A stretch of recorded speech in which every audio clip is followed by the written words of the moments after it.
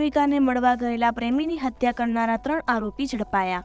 સુરતના વરાછાની માધવ પાર્ક સોસાયટીમાં પિતરાઈ બહેન એકલી હોવાથી ત્યાં રોકાયેલી પ્રેમિકાને મળવા ગયેલા રત્ન કલાકાર યુવાનને પ્રેમિકાના ભાઈએ બંધ રૂમમાં સાથે ઝડપી લીધા હતા। ત્યારબાદ પિતરાઈ ભાઈ અને કાકા સાથે મળી પટ્ટા, દોરડા વડે અને ગળદાપાટુનો માર મારતા મોત નીપજ્યું હતું। બનાવ અંગે પોલીસે હત્યાનો ગુનો નોંધી વધુ તપાસ હાથ ધરી હતી। ત્યારબાદ 3 આરોપીઓને ઝડપી લઈને વધુ તપાસ હાથ ધરી છે। વરાછા પોલીસે હત્યાના આરોપી એવા પ્રેમિકાના ભાઈઓની ધરપકડ કરી છે। યુવતીના ભાઈ શક્તિસિંહ બારિયા, તેમના કાકા મહિપત બારિયા અને મહિપત કોહિલની ધરપકડ કરી છે।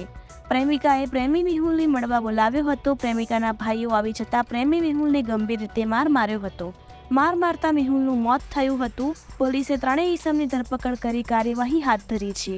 મૂળ ભાવનગરનો વતની અને વરાછાના ગીતાનગરમાં રહેતો 24 વર્ષીય મેહુલ સોલંકી રત્ન કલાકાર તરીકે નોકરી કરે છે। માતા પિતા ગામડે ખેતી કરે છે। 4 વર્ષ પહેલા મેહુલના ઘર નજીકની સોસાયટીમાં રહેતી યુવતી સાથે મેહુલને પ્રેમ થયો હતો। આ અંગે યુવતીના પરિવારજનોને જાણ થતાં તેણે મકાન બદલી દીધું હતું। તેમ છતાં બંને પ્રેમી પંખેડા એકબીજાના સંપર્કમાં રહેતા હતા।